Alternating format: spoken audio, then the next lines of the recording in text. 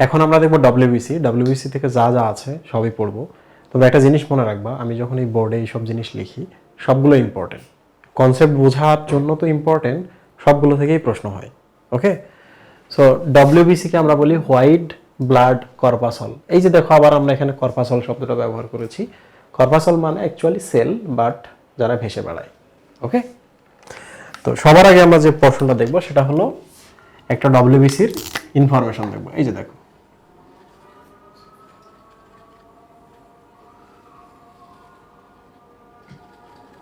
এখানে আমি দুইটা ডব্লিউবিসি, একটা এ এবং আর একটা বি, দুইটা ডব্লিউবিসি দিয়েছি। তুমি দেখো যে ইনফরমেশনগুলো কিভাবে কিভাবে চেঞ্জ হয়। ওকে, প্রথমত ডব্লিউবিসি কিন্তু বর্ণহীন। কেন বর্ণহীন? কারণ এখানে তো হিমোগ্লোবিন নাই, তাই না? হিমোগ্লোবিন না থাকলে এরা বর্ণহীন হয়। এই জন্য এদের আরেক নাম হচ্ছে লিউকোসাইট। কি নাম? লিউকোসাইট। এই যে দেখো, লিউকোস শব্দের অর্থ কিন্তু বর্ণহীন। বর্ণহীন, যদিও নাম শ্বেতকণিকা, অনেকে ভাবে সাদা, না সাদা না, লিউকোস বা বর্ণহীন। তো কেন বর্ণহীন? কারণ এদের হিমোগ্লোবিন নাই। 2 নম্বর হচ্ছে অনিয়তকার। অনিয়তকার শব্দের অর্থ হলো, অ মানে হচ্ছে না, নিয়ত মানে হচ্ছে রেগুলার। রেগুলার আকার নাই। রেগুলার আকার কি? আরবিসির সময় আমরা কিন্তু একটা স্পেসিফিক আকারের নাম জানি, চাকতির মতো, গোলাকার, দ্বিঅবতল। এদের মধ্যে কিন্তু রেগুলার আকার নাই। তাহলে আমরা অনিয়তকার মানে বোঝাচ্ছে সুনির্দিষ্ট আকার বিহীন। ওকে, সুনির্দিষ্ট আকারবিহীন। প্রশ্ন হলো কেন সুনির্দিষ্ট আকার নাই? এটা লজিক হচ্ছে যে এই রক্তকণিকাগুলো তো জীবাণুকে ধ্বংস করতে হয়, ফ্যাগোসাইটোসিসের জন্য নিজের আকার চেঞ্জ করতে হয়। রক্তনালীর বাইরে যদি কোনো জীবাণু থাকে, ওরা রক্তনালীর বাইরেও যায়। এই যে বাইরে যাচ্ছে রক্তনালী ছিদ্র দিয়ে, আকার চেঞ্জ করে যাইতে হচ্ছে। 2 নম্বর হচ্ছে এরা যেহেতু জীবাণুকে ভক্ষণ করতেছে, এই জন্য তাদের আকার চেঞ্জ করে ফ্যাগোসাইটোসিস করতে হচ্ছে। এই জন্য এদের আকার স্পেসিফিক নয়, সুনির্দিষ্ট নয়। ওকে, এবার চলে আসি নিউক্লিয়াস যুক্ত। নিউক্লিয়াস যুক্ত থাকার কারণে এরা কোষ বিভাজন করতে পারে। কি করতে পারে? কোষ বিভাজন। কোষ বিভাজনের মাধ্যমে এরা কি করে? সংখ্যা বৃদ্ধি করে। এজন্যই দেখবা যে লোহিত রক্তকণিকার পরিমাণ হচ্ছে লাখে, 40-50 লাখে, কিন্তু এদের সংখ্যা হাজারে। যেহেতু নিউক্লিয়াসটা আছে, যখন দরকার হবে সংখ্যা বাড়ায় নিতে পারবে। এই জন্য কিন্তু এদের কি, সংখ্যা কম থাকলেও কোনো প্রবলেম নাই। ঠিক আছে? আচ্ছা, বড় কোষ, যেহেতু এদের ভেতরে নিউক্লিয়াস আছে, নিউক্লিয়াস প্লাস সাইটোপ্লাজমিক অঙ্গাণু আছে, প্লাস বিভিন্ন ধরনের এনজাইম আছে, আরও নানা কিছু আছে। তো এত কিছু যদি তুমি রাখো একটা কোষের মধ্যে, তাহলে তার আকার তো বড় হবেই। তাহলে এরা আরবিসির থেকে কেন বড়? কারণ আরবিসিতে অনেক কিছু নাই, এদের আবার অনেক কিছু আছে।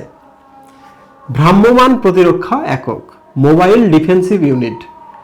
ভ্রাম্যমাণ প্রতিরক্ষা বলতে বোঝাচ্ছে, ধরা যাক একটা রক্তনালী, দিস ইজ এ রক্তনালী। ওকে, এই যে জীবাণুটা এই জায়গায়, তাহলে ওরা যদি জীবাণুটাকে ধ্বংস করতে চায়, তাহলে কিন্তু দেখো এখান থেকে ওই জায়গা পর্যন্ত যাইতে হয় তাদেরকে।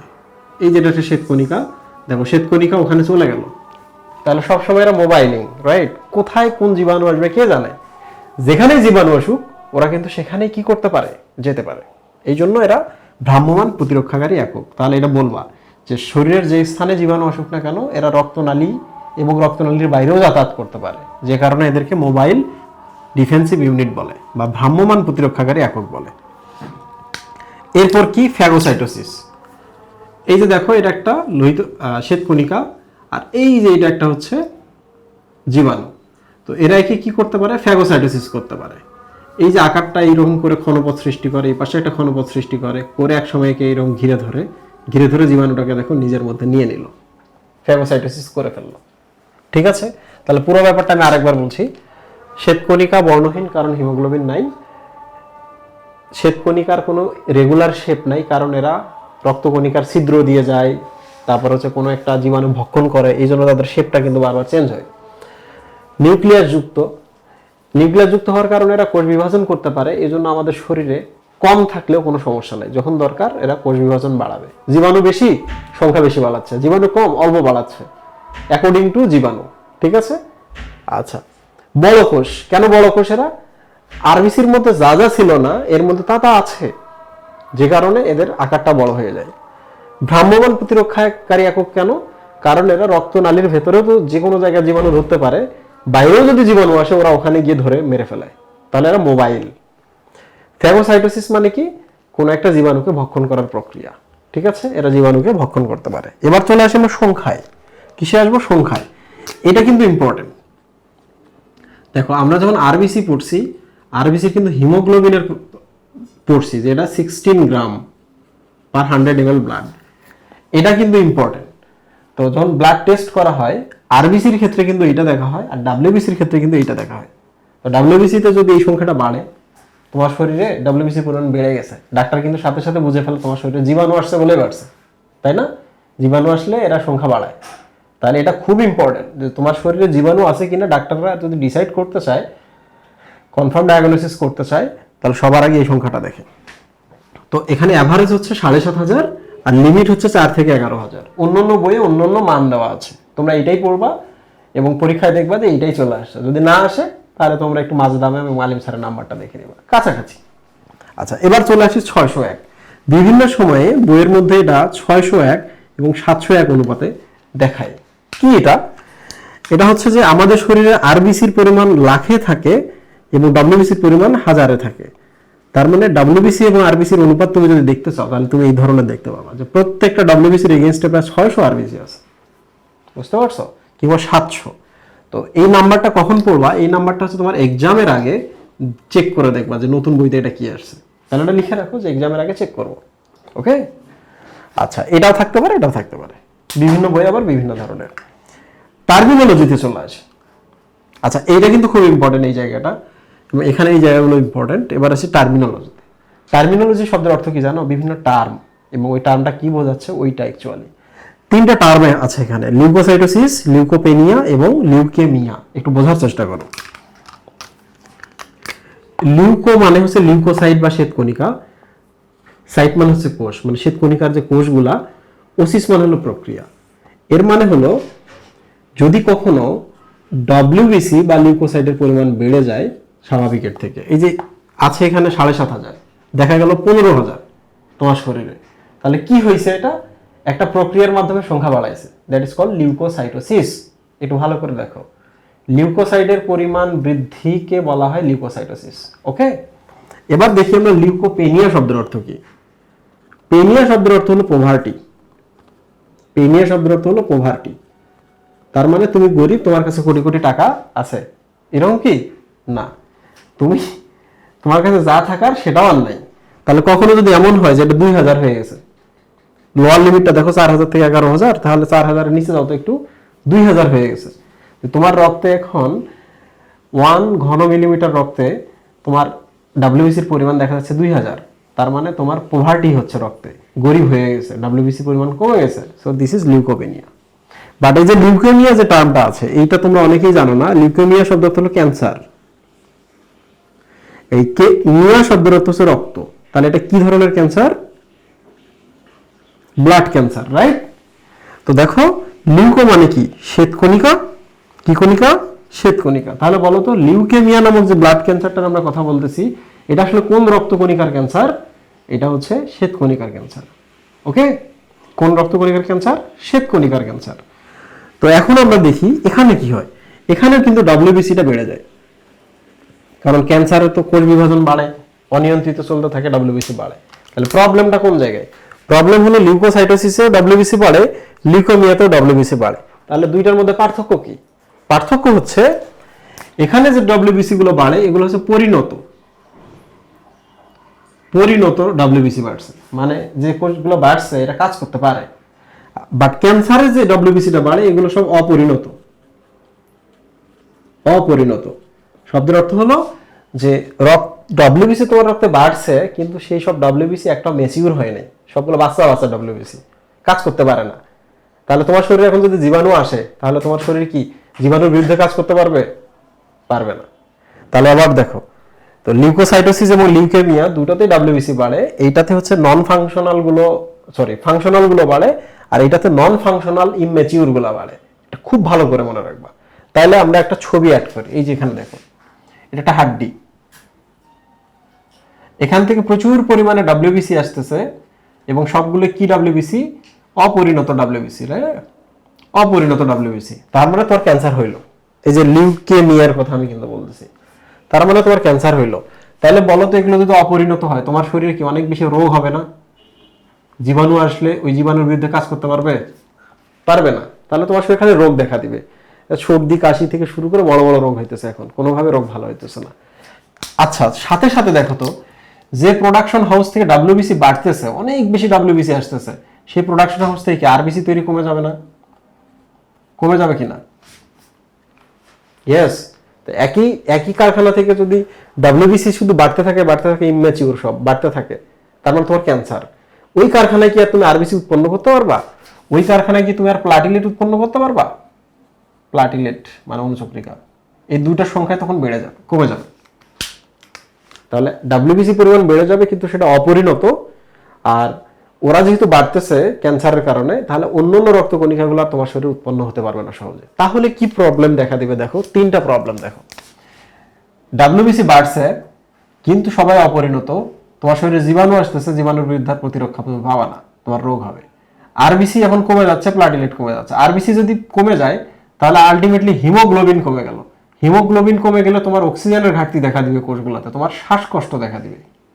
কি দেখা দিবে? শ্বাসকষ্ট দেখা দিবে।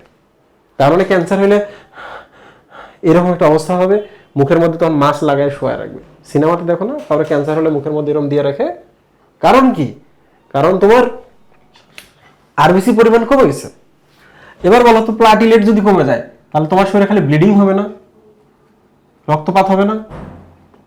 প্লাটিলেটের কাজ কি? ব্লিডিং থামানো। এখন তোমার শরীরে খালি ব্লিডিং হতে থাকবে, দাঁতের মাড়ি দিয়ে রক্ত পড়তেছে, নাক দিয়ে রক্ত পড়তেছে, পায়খানার সাথে রক্ত যাইতেছে, বমির সাথে রক্ত যাইতেছে, তোমার স্কিন আছে, স্কিনের নিচে রক্ত জমে জমে জমে জমে ডট ডট ডট ডট হয়ে গেছে, তুমি কিন্তু দেখতে পাবা। বুঝতে পারছো? তাহলে প্লাটিলেট এবং আরবিসি কমে যাওয়ার কারণে হিমোগ্লোবিন কমে, হিমোগ্লোবিন কমার কারণে শ্বাসকষ্ট হয়। প্লাটিলেট কমে গেলে তোমার শরীরে কি হবে? ব্লিডিং টেন্ডেন্সি দেখা দেবে, খুব বেশি ব্লিডিং হওয়া শুরু করবে, সব দিক থেকে ব্লিডিং হইতেছে, স্কিনের নিচে ব্লিডিং হইতেছে। আর লিউকেমিয়া বা ক্যান্সারে বেসিক্যালি ডাব্লিউবিসিটা বাড়ে এবং সেটা অপরিণতগুলো জীবাণুর বিরুদ্ধে কাজ করতে পারে না, কোনো কাজই করতে পারে না, যে কারণে তোমার শরীরে রোগ খালি দেখা দেবে, খালি জীবাণু আসবে, ওই জীবাণুর বিরুদ্ধে কাজ করার কোনো ডাব্লিউবিসি নাই। যারা আছে সবাই অপরিণত, বাচ্চা বাচ্চা। তাহলে এই তিনটা জিনিস মনে রাখতে হবে, যে লিউকেমিয়া বা ব্লাড ক্যান্সারে ডাব্লিউবিসি বাড়ে, সেটা অপরিণত, আর দুইটা কমে যায়। ঠিক আছে? আচ্ছা, সো আমরা কিন্তু এই টপিকটা পড়ে ফেললাম। আরেকবার বলি, লিউকোসাইটোসিসে লিউকোসাইট বাড়ে, লিউকেমিয়াতে লিউকোসাইট বাড়ে, কিন্তু এটারটা হচ্ছে ম্যাচিউরটা বাড়ে, এটারটার ক্ষেত্রে ইমম্যাচিউরটা বাড়ে, এটা ব্লাড ক্যান্সার। আর লিউকোপেনিয়া, পেনিয়া মানে পোভার্টি, এটার ক্ষেত্রে ম্যাচিউরটাই জাস্ট কমে যায়। ঠিক আছে? এই দুইটাই কিন্তু ম্যাচিউর বা পরিণত, বাট এটা হচ্ছে অপরিণত। ঠিক আছে? আচ্ছা, এখন ডাব্লিউবিসির কে যদি আমরা ভাগ করি, আমরা দুই ভাগে ভাগ করতে পারি। কিভাবে ভাগ করতে পারি? দুই ভাবে। আমি তোমাকে দেখাই। এটা একটা ধরা যাক ডাব্লিউবিসি, এটা একটা ডাব্লিউবিসি, এটা নিউক্লিয়াস, এটা নিউক্লিয়াস। ওকে? তো দেখা গেল এর নিউক্লিয়াসের পাশাপাশি ছোট ছোট এরকম দানা দানা দানা দানা থলি আছে। কি আছে? থলি আছে। এই থলিগুলোর দিকে একটু তাকাও, এগুলোর ভেতরে বিভিন্ন ধরনের এনজাইম আছে। এগুলোর ভেতরে কি আছে? বিভিন্ন ধরনের এনজাইম আছে। এবং এনজাইমগুলো কি করে? এই এনজাইমগুলো যদি কোনো কারণে বের হয়ে আসে, জীবাণুকে মেরে ফেলতে পারে। বুঝতে পারছো? তাহলে আমরা দুই ধরনের ডাব্লিউবিসি দেখতেছি। একটা ডাব্লিউবিসির ভেতরে কি কোনো থলি নাই, দানা নাই, আর একটাতে দানা আছে। দানাগুলোর কাজ কি? দানাগুলো এক ধরনের থলি বা লাইসোসোমের মতো, এগুলোর ভেতরে বিভিন্ন এনজাইম এবং বিষাক্ত পদার্থ আছে। কোনো কিছুর বিরুদ্ধে যদি কাজ করতে চায়, এই থলিগুলো ফাটিয়ে দেয়, এগুলো গ্রেনেডের মতো কাজ করে, জীবাণুটাকে হত্যা করে। ওকে? তাহলে আমরা ডাব্লিউবিসি গুলাকে দুই ভাগে ভাগ করলাম। একটা হলো দানাদার ডাব্লিউবিসি, আর একটা অদানাদার। এটাতে কোনো দানা নাই, দেখছো সাইটোপ্লাজমে কিচ্ছু নাই, ক্লিন। তো যারা দানা নাই তাদেরকে বলে অদানাদার বা দানাবিহীন, আর যাদের এরকম দানা আছে তাদেরকে কি বলা হয়? দানাদার। তো দেখো, এই গ্রানিউল শব্দের অর্থ হচ্ছে দানা, গ্রানিউল শব্দের অর্থ দানা, আর মানে হচ্ছে নাই। তাহলে এর যেহেতু দানা নাই, এই কোষটাকে বলা হবে গ্রানুলোসাইট, মানে এই কোষটার গ্রানিউল নাই। ঠিক আছে? তাহলে আবার এখানে চলে আসি, গ্রানিউল মানে হচ্ছে দানা, সাইট মানে হচ্ছে কোষ, এই কোষটার মধ্যে দানা আছে। তো ডাব্লিউবিসি কে বেসিক্যালি দুই ভাগে প্রথমে ভাগ করা হয়, দানাদার, দানাবিহীন। দানাবিহীনকে বলা হয় অ্যাগ্রানুলোসাইট, আর দানাদারকে বলা হয় গ্রানুলোসাইট। ওকে, তো দেখো দানাবিহীন যেগুলা, এটা কিন্তু দুইটা আছে।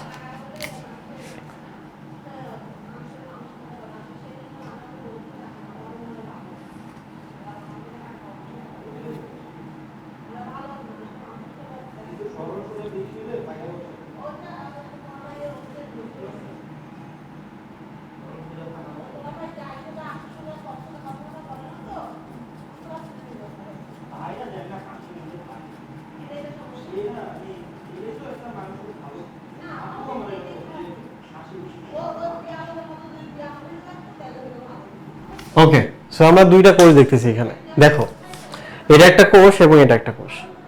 এই কোষের মধ্যে নিউক্লিয়াসটা আকারে বড়, আর এই কোষের মধ্যে নিউক্লিয়াসটা আকারে ছোট। ঠিক আছে, এত ছোট না, ছোট আর কি। তাইলে বলো তো তুমি যে এটার নাম মোনোসাইট, এটার নাম লিম্ফোসাইট। তো নিউক্লিয়াস তার বড়, এর বড়, তাহলে সাইটোপ্লাজম কম। এর নিউক্লিয়াস ছোট, তাহলে সাইটোপ্লাজম এরিয়াটা বেশি, রাইট? তো এটা মাথায় রাখতে হবে। এবার চলে আসি আমরা মনোসাইট এবং লিম্ফোসাইট নিয়ে যত কথা আছে এগুলো শিখি। মনোসাইটকে মনোসাইট বলার কারণ হচ্ছে মনো মানে হচ্ছে এক, নিউক্লিয়াস। তাহলে মনোসাইট কেন মনোসাইট বলা হয়? কারণ এই কোষটাতে একটা মাত্র নিউক্লিয়াস থাকে। তাহলে একটা তো আছেই, বুঝলাম, এরও তো একটা আছে, তাহলে একে কেন স্পেশালি বলতেছে একটা নিউক্লিয়াস? এর কারণ হলো এই কোষটা পরবর্তীতে বড় একটা কোষে পরিণত হতে পারে যার মাল্টি নিউক্লিয়াস আছে। এটার নাম হলো ম্যাক্রোফেজ। কি নাম? ম্যাক্রোফেজ। ফেজ শব্দের অর্থ হলো ভক্ষণ করা, আর ম্যাক্রো শব্দের অর্থ হলো বড়। বড়, ফেজ শব্দের অর্থ হলো ভক্ষণ। তাহলে যে কোষটা আকারে বড় এবং জীবাণু ভক্ষণ করে তাকে বলা হয় ম্যাক্রোফেজ। ওকে, তাহলে এবার বলো তো, এই কোষটা আর এই কোষটা মোটামুটি একই কোষ না? দুইটাই মনোসাইট না? এর একটা যেহেতু নিউক্লিয়াস আছে এই জন্য মনোসাইট, যখন বহু নিউক্লিয়াস হয়ে যায় তখন এটাকে বলা হয় ম্যাক্রোফেজ। এই জন্যই কিন্তু মনোসাইটকে মনোসাইট বলা হয়, একটা নিউক্লিয়াস। ওইটা যখন বাইরে যায়, রক্তনালীর বাইরে যায় এই কোষটা, তখন বহু নিউক্লিয়াস হয়ে যায়। ঠিক আছে, তো এটা কিন্তু পড়তে হবে, জানতে হবে এটা। আচ্ছা, এবার আমরা চলে আসি অনুপাত। অনুপাত বলতে আমি এটাই বোঝাইলাম আর কি, নিউক্লিয়াস ছোট হলে সাইটোপ্লাজম বেশি হয়। এই অনুপাতটা ডান, এটা তো অনুপাতটা ডান, যে নিউক্লিয়াস বড় তাহলে সাইটোপ্লাজম কম। রূপান্তরে আমরা একটু চলে আসি। দেখো এইটা থেকে এইটা রূপে পরিবর্তন হতে পারে। ঠিক আছে, এইটা দেখতে পাচ্ছ না? এটা এখানে লেখো কোষ, সরি মনোসাইট থাকে রক্তনালীতে, আর এইটা অ্যাকচুয়ালি রক্তনালীর বাইরে যায় টিস্যু, মানে কোষের ফাঁকে যায়, কোষে চলে যায়। তো টিস্যুতে গেলে কিন্তু ম্যাক্রোফেজে পরিণত হয়। ঠিক আছে, আচ্ছা, তো রূপান্তরও তো আমরা দেখলাম, এটা থেকে এটা হয়, রূপান্তরও শেষ। আর অনুপাত তো আমরা দেখছি, নিউক্লিয়াস ছোট, সাইটোপ্লাজম বড়। কাজ দেখো, এটা দেখে মনে হচ্ছে যেহেতু সাইটোপ্লাজমটা আকারে বড়, তাই না? তাহলে জীবাণু বেশি ভক্ষণ করতে পারে, তাহলে এর কাজ কিন্তু ফ্যাগোসাইটোসিস।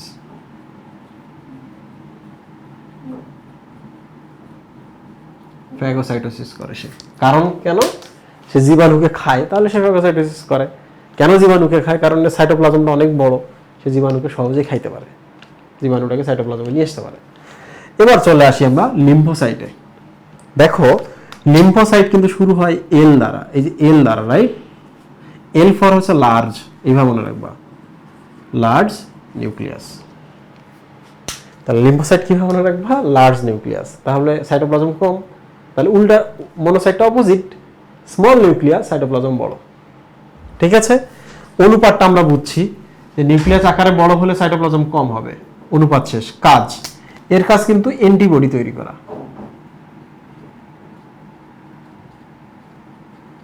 এই নিউক্লিয়াসটা দেখতেছো না? এই নিউক্লিয়াস যখন কাজ করে এই যে এরকম একটা অ্যান্টিবডি তৈরি করে, দেখছো? এই যে এই জিনিসটার নাম হচ্ছে অ্যান্টিবডি। এর কাজ হলো জীবাণুকে নিষ্ক্রিয় করে ফেলা। তাহলে লিম্ফোসাইট কি করে? জীবাণুটাকে নিষ্ক্রিয় করে, আর মনোসাইট এসে জীবাণুকে খেয়ে ফেলে। মনোসাইট কিংবা ম্যাক্রোফেজ এসে খেয়ে ফেলে। ওরা ফ্যাগোসাইটোসিস করতেছে, আর এরা কি করতেছে? জীবাণুটাকে নিষ্ক্রিয় করতেছে। দুই ভাই একসাথেই কাজ করে। ঠিক আছে। আচ্ছা, প্রকারভেদ, এটা সব থেকে কমপ্লেক্স টপিক, প্রকারভেদটা নিয়ে। তো এটা অনেকে অনেকভাবে দেখে, বাট আমি আপনাকে বলি লিম্ফোসাইট বেসিক্যালি দুই ধরনের, একটা হলো বি লিম্ফোসাইট আর একটা হলো টি লিম্ফোসাইট। খুবই সিম্পল, বি লিম্ফোসাইট এবং টি লিম্ফোসাইট। কেন বি লিম্ফোসাইট বলে জানেন? সব রক্ত কণিকায় আলটিমেটলি তৈরি হয় কোথা থেকে? অস্থি মজ্জা থেকে। এই যে এখান থেকে উৎপন্ন হয়, সব রক্ত কণিকা ওখান থেকে আসে। তো কেউ কেউ আছে এই অস্থি মজ্জা, এটার নাম কি? অস্থি মজ্জা, ইংলিশে কি বলে? Bone marrow. তাহলে বলো তো, লিম্ফোসাইটটাও কি এখানে তৈরি হচ্ছে না? হচ্ছে, বোন ম্যারো থেকেই তৈরি হচ্ছে। সে যদি বোন ম্যারোতেই বড় হয়, ওখানেই ম্যাচিউর হয়, ওখানে ফাংশনাল হয়, কাজের উপযোগী হয়, তাহলে ওই লিম্ফোসাইটটার নাম হচ্ছে বি লিম্ফোসাইট। এই বি শব্দের অর্থ হচ্ছে বোন ম্যারো। ওকে, তাহলে এটার নাম কি? টি লিম্ফোসাইট। টি লিম্ফোসাইটটা করে কি? এখানে জন্ম নেয় ঠিক আছে, কিন্তু গিয়ে সে বড় হয় হলো থাইমাসে। এটার নাম কি? এখানে গিয়ে বলা হয়, থাইমাসে গিয়ে বলা হয়। তাহলে যে লিম্ফোসাইট গুলো জন্ম নিচ্ছে বোন ম্যারোতে ঠিক আছে, কিন্তু ট্রেনিং নিচ্ছে থাইমাসে, তাদের নাম হচ্ছে টি লিম্ফোসাইট। থাইমাস টি দ্বারা শুরু হয়। আমি আরেকবার বলি, বি লিম্ফোসাইট জন্ম নেয় বোন ম্যারোতে, ট্রেনিংও নেয় ওখানে, পরিণত হয় ওখানে, এই জন্য এটার নাম বোন ম্যারো থেকে জন্ম নেওয়ার জন্য বি লিম্ফোসাইট। আর টি লিম্ফোসাইট হচ্ছে যারা জন্ম নেয় বোন ম্যারোতে ঠিক আছে, কিন্তু ট্রেনিং নিচ্ছে থাইমাস নামক গ্রন্থিতে গিয়ে। So that is call T lymphocyte. Okay, আরো অনেক ধরনের ক্লাসিফিকেশন আছে, আলটিমেটলি এগুলোরই বাচ্চা কাচ্চাদের ওই ধরনের ক্লাসিফিকেশনের নাম করা হয়। তাহলে মনে রাখবা লিম্ফোসাইট আসলে দুই ধরনের। পরীক্ষায় কিন্তু এই ধরনের প্রশ্ন আসে না, এইটা কয় ধরনের, ওইটা কয় ধরনের, এই ধরনের প্রশ্ন আসে না। তো এইটা নিয়ে মাথা ঘামানোর কোনো দরকার নাই। আচ্ছা, এবার চলে আসি আমরা দানাদারে। তার আগে আমি এটা একবার শেষ করি। হ্যাঁ, মনোসাইট মানে একটা নিউক্লিয়াস যাদের আছে, লিম্ফোসাইটও একটা নিউক্লিয়াস। তাহলে মনে রাখবা লিম্ফোসাইটে লার্জ নিউক্লিয়াস সাইটোপ্লাজম কম, মনোসাইটে কি হবে? স্মল নিউক্লিয়াস সাইটোপ্লাজম বেশি। মনোসাইটটা ম্যাক্রোফেজে পরিণত হতে পারে, কথা শেষ। মনোসাইট ফ্যাগোসাইটোসিস করে আর লিম্ফোসাইট অ্যান্টিবডি তৈরি করে। মনোসাইট জীবাণুকে ভক্ষণ করতেছে আর লিম্ফোসাইট কি করতেছে? অ্যান্টিবডি তৈরির মাধ্যমে জীবাণুটাকে নিষ্ক্রিয় করতেছে। ওকে, আচ্ছা আমরা একটু এখানে আসি, নিউট্রোফিল, ইওসিনোফিল এবং বেজোফিল। দেখো, এটা নাম নিউট্রাল। তো তার আগে আমাদের একটা রং সম্পর্কে ধারণা নিতে হবে। কি সম্পর্কে ধারণা নিতে হবে? রং। এই যে দেখো, এটা একটা রং, এটা একটা কৌটা, কৌটার মধ্যে এই যে একটু রং দিলাম আমরা, এটার সাথে আমরা আর কিছু মিশাই দিলাম। তাহলে বলো তো এই রংটার নাম কি? লিশম্যান রং। লিশম্যান রং, এটার নাম কি? লিশম্যান রং। বার্জার পেইন্ট, বার্জার রং যেমন আছে না, লাইক দ্যাট দিস ইজ লিশম্যান রং বা লিশম্যান রঞ্জক। লিশম্যান রঙে কয়টা পার্ট রয়েছে? এই যে ব্লু পার্টটা দেখতে পাচ্ছ, এটার নাম হলো ইওসিন। এটা কিন্তু হচ্ছে অম্লীয়। আর এই লাল পার্টটা দেখতে পাচ্ছ, এটার নাম হলো মিথাইলিন ব্লু। মিথাইলিন ব্লু, এটা হচ্ছে ক্ষারীয়। তো তোমরা যদি একটুকু মনে রাখো তাহলে তোমাদের জন্য পড়াটা খুব সহজ হয়ে যায়। কনসেপ্ট সবার আগে, টিচারের থেকেও বড় হলো কনসেপ্ট, বুঝতে পারছো? এমনকি পাঠ্য বইয়ের থেকেও বড় হলো কনসেপ্ট। কনসেপ্টের এগেইনস্টে যাওয়ার কোনো ক্ষমতায় তোমার নেই। এই সহজ জিনিস আমি যে দাগাই দিতাম, এই সেম জিনিসগুলো দাগাই দিতাম। তোমাদের যদি কেউ বলে যে আচ্ছা এই জিনিসগুলো পড়ো, এই সেম জিনিসগুলো দাগাই দিত। আমরা সেম জিনিসগুলো কিভাবে পড়তেছি? আমরা পড়তেছি কনসেপ্ট দ্বারা। কোনোটাই যে কোনোটার এগেইনস্টে না, কোনোটাই যে কনসেপ্টের বাইরে, লজিকের বাইরে না, এটা আমরা প্রমাণ করতেছি, তাতে মনে থাকবে সহজে। আচ্ছা বলো তো এই রংটার নাম কি? লিশম্যান। রংটা কয়টা পর্ষণ আছে? দুইটা, একটা ইওসিন আর একটা মিথাইলিন ব্লু। ইওসিন পার্টটা অম্লীয়, মিথাইলিন ব্লু পার্টটা হচ্ছে ক্ষারীয়। ঠিক আছে, তাহলে এখন এক কাজ করি। তুমি যদি এই যে একটা কোষ দেখো, এটা একটা কোষ, তুমি যদি এই রংটা এর উপর ঢেলে দাও, ও কোনো রং নিবে না, বলবে আমি কোনো পার্টি নিব না, কোনো রঙই নিব না। যেহেতু নেয় না, এই জন্য বলা হয় নিউট্রোফিল, নিউট্রাল আকর্ষণ, মানে তার কোনো আকর্ষণটা নিউট্রাল, কোনোটার প্রতি তার আকর্ষণ নাই, এই জন্য দিস ইজ কল নিউট্রোফিল। ওকে, আবার দেখো, আচ্ছা, এগুলো কিন্তু মাল্টি নিউক্লিয়েটেড, হ্যাঁ, এগুলো এগুলো নিয়ে কথা বলার দরকার নাই। নিউক্লিয়াসের সংখ্যা কত এগুলো পড়ার দরকার নেই। তো যাই হোক না কেন, দিস ইজ ইওসিনোফিল। যারা যারা ভালো করতে চাও, খুব ভালো, তারা নিউক্লিয়াসের সংখ্যাগুলো পড়বা। তাছাড়া আপাতত প্রেসার দেওয়ার দরকার নেই। আচ্ছা, ইওসিনোফিল নামক যে শ্বেতকণিকাটা আছে, এটার উপর তুমি রং ঢেলে দাও, বলো তো কোন পার্টটা নিবে? এই অম্লীয় পার্টটা না? কোন পার্টটা নিবে? অম্লীয় পার্টটা নিবে। ইওসিনের প্রতি তার আকর্ষণ আছে, এই জন্য এই রক্তকণিকাটার নাম দেখো ইওসিনোফিল। ইওসিনের প্রতি আকর্ষণ আছে, ঠিক আছে? আবার দেখো, এটা একটা বেজোফিল, এটা একটা বেজোফিল। তাহলে বলো তো এই জায়গার মধ্যে এই রংটা যদি এর উপরে আমি ঢেলে দিই, এর উপরে ঢেলে দিই, তাহলে কি সে বেসিক পার্টটা মানে ক্ষারীয় পার্টটার উপর আকর্ষণ হবে না তার? ইয়েস, সে মিথাইলিন ব্লুকে আকর্ষণ করবে। এই যে মিথাইলিন ব্লু হচ্ছে বেজ বা ক্ষার, এই জন্য এর নাম দেখো বেজের প্রতি আকর্ষণ পায় বলে এর নাম বেজোফিল। বেজ আকর্ষণ করে তাকে। ওকে, সো দিস ইজ বেজোফিল। ডান। আচ্ছা, এবার দেখো কাজগুলো আমরা দ্রুত পড়ে ফেলি।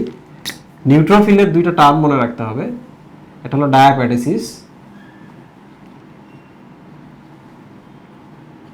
আর একটা হলো একটা হচ্ছে ডায়াপ্যাটেসিস, আর একটা হলো যে অ্যামিবয়েড চলন।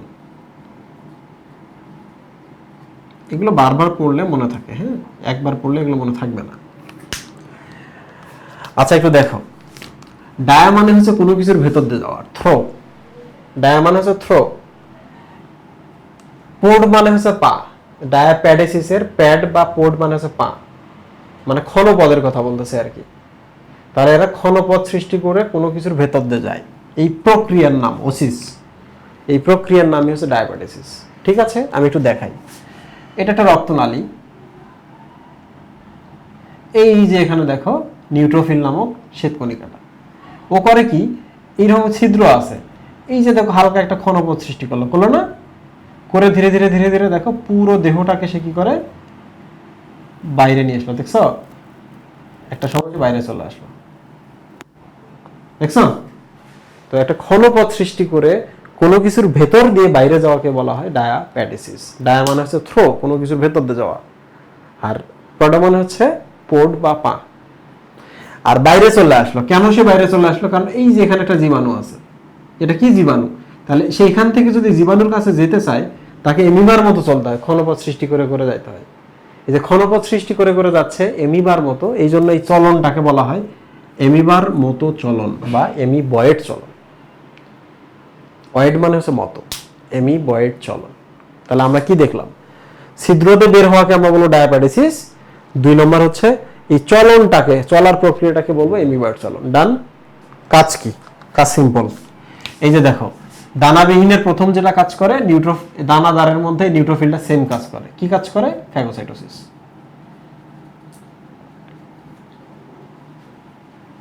ফ্যাগোসাইটোসিস মনে রাখা খুব সহজ, এটার প্রথম আর ওইটার প্রথম সেম। আচ্ছা, এবার চলে আসি আমরা ইওসিনোফিল।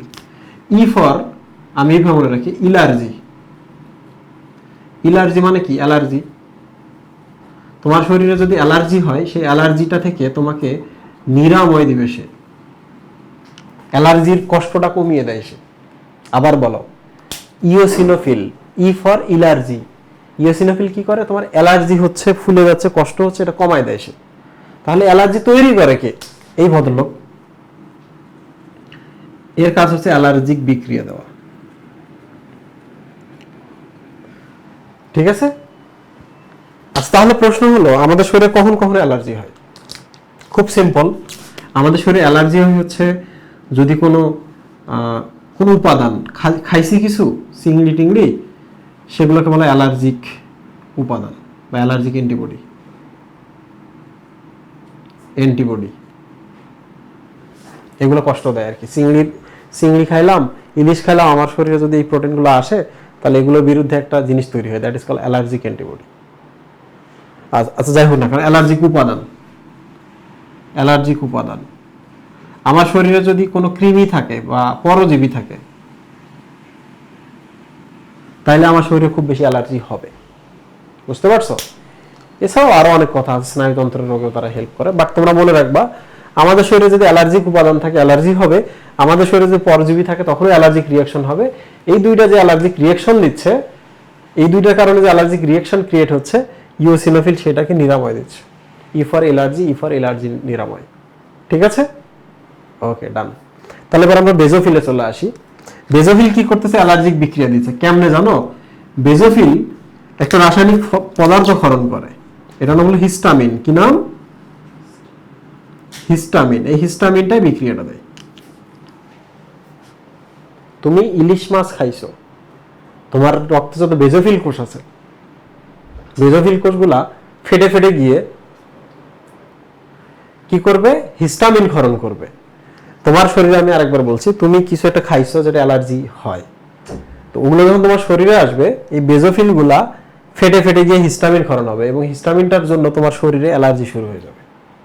ঠিক আছে, তো এটাও ভালো, অ্যালার্জি থেকে কষ্ট কমানোর এটা কাজ করে, এটাও ভালো। ঠিক আছে, আচ্ছা, আমি এই যে বেজোফিল, আমি এটা মনে রাখি এইভাবে, বায়োলজি হেটার্স দ্বারা। কি দ্বারা? বায়োলজি হেটার্স বা বিএইচ দ্বারা। দেখো, সে শুধু বিফোর বেজোফিল, বিফোর কি?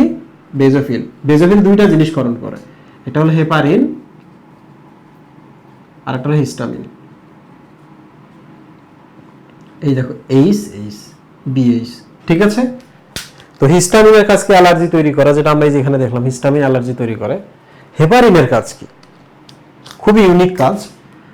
আমাদের যে রক্তনালী আছে না, হেপারিন করে কি? যে থাকতেছে থেকে এখানে রক্ত জমাট বাঁধতে কি করে? বাধা দিবে না? জমাট বাঁধাবে, রক্ত জমাটে বাধা দেয়। তো এই জিনিসটা তোমাদের খুব ভালো করে মনে রাখতে হবে। প্লাটিলেট বা অনুচক্রিকা কিন্তু রক্ত জমাট বাধায়, কিন্তু শ্বেতকণিকা কিন্তু বাধা দেয়। শ্বেতকণিকার কোনটা? বেজোফিলটা। কোথায় বাধা দেয়? রক্তনালীর ভেতরে বাধা দেয়। রক্তনালীর ভেতরে রক্ত জমাট বাঁধতে সে বাধা দিচ্ছে। মনে থাকবে? তাহলে আমরা বিএইচ দ্বারা কি মনে রাখবো? যে এরা হেপারিন হিস্টামিন ক্ষরণ করে। হিস্টামিন তো অ্যালার্জি দেয়, এই জন্য কিন্তু আমরা যে ওষুধটা খাই তার নাম অ্যান্টিহিস্টামিন। হিস্টামিন যে অ্যালার্জি দিচ্ছে, আমরা যে ওষুধ খাই না, অ্যালাট্রল খাই, তারপর হচ্ছে ফেকজো খাই, রূপা খাই, তো ওগুলো কি করে? এই যে হিস্টামিন যে অ্যালার্জি দিচ্ছে সেটার বিরুদ্ধে কাজ করে, এই জন্য এদের নাম হচ্ছে অ্যান্টিহিস্টামিন। ঠিক আছে, তার পুরো ব্যাপারটা আরেকবার দেখাচ্ছি এইটা সহ। মোনোসাইট, লিম্ফোসাইট, এটা ফ্যাগোসাইটোসিস করে, এটা ফ্যাগোসাইটোসিস করে। ঠিক আছে, এটা অ্যান্টিবডি তৈরি করে, আর এরা কি করে? অ্যালার্জি, এই দুইটা অ্যালার্জি নিরাময় করে আর এই অ্যালার্জি তৈরি করে। শেষ। মোনোসাইটের নিউক্লিয়াসটা ছোট, কারণ এই কোষটা পরবর্তীতে ম্যাক্রোফেজে পরিণত হতে পারে। লিম্ফোসাইট এল, এটা নিউক্লিয়াসটা আকারে বড়, এরা অ্যান্টিবডি তৈরি করে, রাইট? এবং কি করে এরা দুই ধরনের আছে, একটা বি লিম্ফোসাইট, একটা টি লিম্ফোসাইট। বি লিম্ফোসাইট মানে যারা বোন মেরুতে ট্রেনিং নেয়, টি লিম্ফোসাইট মানে ট্রেনিং এর জন্য যারা থাই বাঁচা যায়। শেষ। এরা একটা রং, দানাদার যেগুলা, এদের আমরা রং দেই। যাদের রঙের প্রতি আকর্ষণ নেই তারা হচ্ছে নিউট্রোফিল, যাদের রঙের প্রতি আকর্ষণ আছে, ইওসিন পার্টটা, তাদের নাম ইওসিনোফিল। যারা ওই ক্ষারীয় পার্ট বা বেসিক পার্টটাতে আকর্ষণ আছে তাদের নাম বেজোফিল। ঠিক আছে, শেষ। এবার চলে আসে আমরা কাজটা 1 মিনিটের মধ্যেই হয়ে যাবে। দেখো, এদিককার কাজগুলো শুধু এখানে নিয়ে আসো। ফ্যাগোসাইটোসিস কারা কারা করতেছে? মোনোসাইট এবং নিউট্রোফিল। তাহলে লিখে রাখো, মোনোসাইট, নিউট্রোফিল ফ্যাগোসাইটোসিস করে। অ্যান্টিবডি, অ্যান্টিবডি বলতে হচ্ছে অ্যালার্জিক অ্যান্টিবডি আর কি, কিংবা হচ্ছে লিম্ফোসাইট, এগুলো কিন্তু জানতে হবে। লিম্ফোসাইট কি করে? অ্যান্টিবডি তৈরি করে। মোনোসাইট এবং নিউট্রোফিল ফ্যাগোসাইটোসিস করে। এই যেন পড়ে আসলাম, ফ্যাগোসাইটোসিস, অ্যান্টিবডি, রাইট? আচ্ছা, হেপারিন কে ক্ষরণ করে? বেজোফিল। এই যে বিএইচ তে আমরা পড়ে আসছি, এবং হেপারিন ক্ষরণ করে বলে আমাদের রক্তনালীর ভেতরে জমাট বাঁধে না, সবসময় তরল থাকে। হিস্টামিন, ওই যে বিএইচ, এইচ না, এটা এইচ থাকলে বিএইচ, তাহলে এটাও বেজোফিল। হিস্টামিন কি করে? অ্যালার্জি তৈরি করে, রাইট? আচ্ছা, জীবাণু ধ্বংস, আমাদের শরীরে যদি জীবাণু আসে, যেমন ইওসিনোফিল জীবাণু ধ্বংস করে। ওকে, পরজীবী আসলে সেটাকে ধ্বংস করে। আচ্ছা, লাস্টেরটা হচ্ছে লার্ভা এবং অ্যান্টিবডি ধ্বংস, অ্যালার্জিক অ্যান্টিবডি ধ্বংস। তোমার শরীরে যদি কোনো ক্রিমির লার্ভা থাকে, যে পরজীবী লিখছিলাম, অ্যালার্জি তৈরির যদি অ্যান্টিবডি থাকে, এই ইওসিনোফিল এসে এগুলোকে ধ্বংস করে দেয়। So here is eosinophil. আশা করছি সবাই বুঝতে পেরেছো। শ্বেত কণিকার পড়া শেষ, এর থেকে আর বেশি পড়তে হবে না। তো যারা এই কনসেপ্টটা বুঝছো তারা কিন্তু সব বই থেকে এখন পড়তে পারবো। সবাইকে ধন্যবাদ, আল্লাহ হাফেজ।